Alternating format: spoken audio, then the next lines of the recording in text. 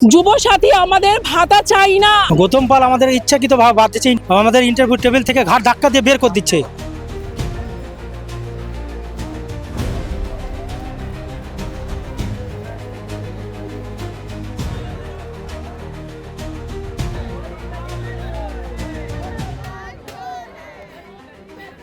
তারা প্রত্যেকে টেট উত্তীর্ণ, একই সঙ্গে তারা ইন্টারভিউতেও বসেছে, কিন্তু ইন্টারভিউতে বসার পরেও, পরীক্ষায় পাশ করার পরেও তাদের কাছে চাকরি এখনো অধরা।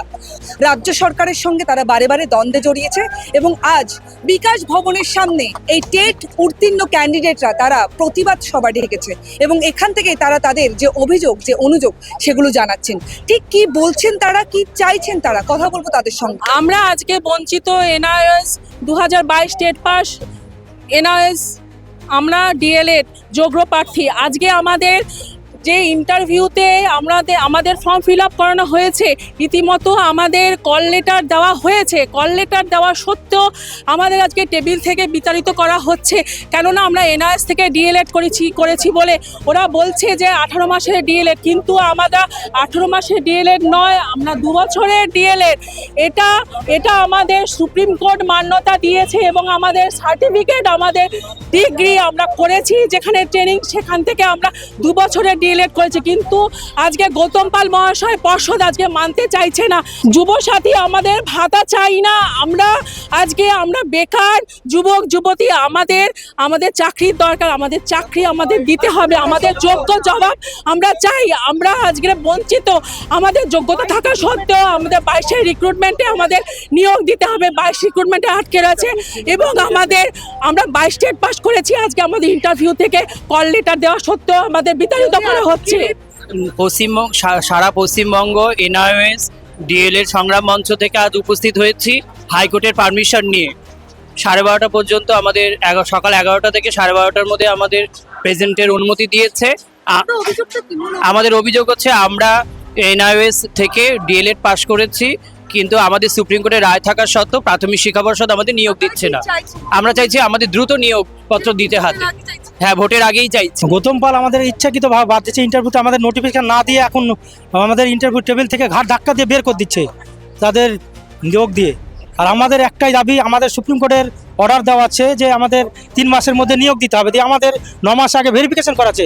ভেরিফিকেশন করার সত্ত্বেও এই 25 সালের নতুন প্রসেসে আমাদের ইন্টারভিউ নোটিফিকেশন দেয়নি, নোটিফিকেশন না দিয়ে আমাদেরকে বের করে দিচ্ছে। কী কারণে যে অবৈধ সেটাও আমাদের জানাচ্ছে। আমরা হলাম এনআইএস ক্যান্ডিডেট, আমরা এনআইএস ডিএলএড করেছিলাম ভারত সরকারের শিক্ষা মন্ত্রক এবং এনসিটি কেন্দ্রীয় শিক্ষা এমএইচআরডির নির্দেশ অনুযায়ী সমস্ত সরকারি এবং বেসরকারি স্কুলগুলোকে যত ইন সার্ভিস টিচার আছেন, সরকারি বা বেসরকারি, সবাইকে এই ডিগ্রিটা করতে হবে। সেই হিসাবে আমরা বাধ্য হয়ে ডিগ্রিটা করেছিলাম। তো এই ডিগ্রিটা করার পরে যখন প্রাইমারি চাকরির নোটিফিকেশন বেরোয়, মানে পরীক্ষা নোটিফিকেশন বেরোয়, আমরা ফর্ম ফিল আপ করেছিলাম 2017 সালে। ফর্ম ফিল আপ করার পরে পরীক্ষা হয়েছিল 2021 সালের জানুয়ারি মাসে, রেজাল্ট বেরিয়েছিল 2022 সালের জানুয়ারি মাসে, ইন্টারভিউ শুরু হয়েছিল 2023 সালের জানুয়ারি মাসে, ইন্টারভিউ চলেছিল 6 মাস ধরে। ইন্টারভিউ আমরা দেওয়ার পরে নিয়োগ শুরু হয়েছিল 2024 সালের জানুয়ারি মাসে। সেই নিয়োগে ভোটের আগে সরকার তড়িঘড়ি করে নিয়োগ করে দিয়েছিল রেগুলার ক্যান্ডিডেটদের।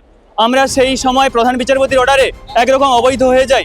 পরবর্তীকালে রিভিউ পিটিশন করা হয় উত্তরাখণ্ডের পক্ষ থেকে। সেই রিভিউ পিটিশনে আমরা জয়লাভ করি, মিসলেনিয়াস অ্যাপ্লিকেশন ছিল সেটা, সেই মিসলেনিয়াস অ্যাপ্লিকেশনে আমরা জয়লাভ করি। বলা হয় যে এনআইএস ডিএলএড ডিগ্রিটা ফার্দার প্রমোশনের জন্য, মানে অন্যান্য ইনস্টিটিউশনে অ্যাপ্লাই করার জন্য বা সরকারি চাকরির জন্য এই ডিগ্রিটা বৈধ।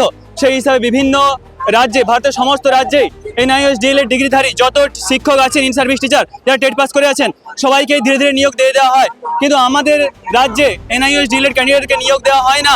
আজকে আমরা এসেছিলাম 1233 জন মহামান্য সুপ্রিম কোর্টের নির্দেশে যারা নিয়োগপ্রাপ্ত হওয়ার কথা ছিল 3 মাসের মধ্যে, তারা এখনও নিয়োগ থেকে বঞ্চিত এবং 2025 সালের অনগোয়িং নিয়োগ প্রক্রিয়ায় সমস্ত এনআইএস ডিএলএড ক্যান্ডিডেটদের ইন্টারভিউ দিতে দেওয়া হচ্ছে না, বঞ্চিত করা হচ্ছে। আমরা ইন্টারভিউতে আসছি, আমাদেরকে ইন্টারভিউ রুম থেকে আমাদের বের করে দেওয়া হচ্ছে, আমাদেরকে বলা হচ্ছে তোমরা ইন্টারভিউ দেওয়ার জন্য এলিজিবল না।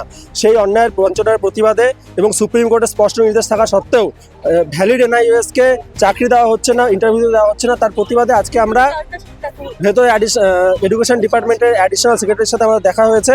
তিনি আমাদের আশ্বাস দিয়েছেন যে এটা এপিসি ভবন এবং বাদবাকি যা এডুকেশন ডিপার্টমেন্টের সংশ্লিষ্ট, আপনারা কি চাইছেন? আমরা চাইছি আমাদের ইন্টারভিউ দিতে অ্যালাউ করা হোক এবং আমাদের যারা 3 মাসের মধ্যে আমাদের নিয়োগ দেওয়া হচ্ছে, 10 মাস অলরেডি অতিক্রান্ত, নির্বাচনের আগে যথাযথ সময়ে আমাদের নিয়োগটা দিতে হবে।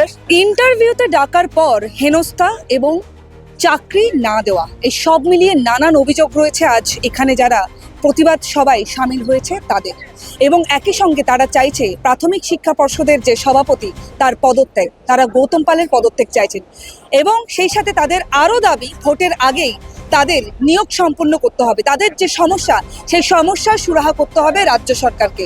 এখন দেখার অপেক্ষা এই প্রতিবাদ মিছিলে যারা সামিল হয়েছেন তাদের দাবি ঠিক কতটা মানা হয় এবং কোন দিকে যাবে এই প্রতিবাদ সভার গতিপথ, সেদিকে আমাদের নজর থাকবে। ততক্ষণ চোখ রাখুন দ্য ওয়ালের পর্দায়। খবর এখন এখানে। ক্যামেরায় রণদীপের সঙ্গে প্রিয়া, দ্য ওয়াল, কলকাতা।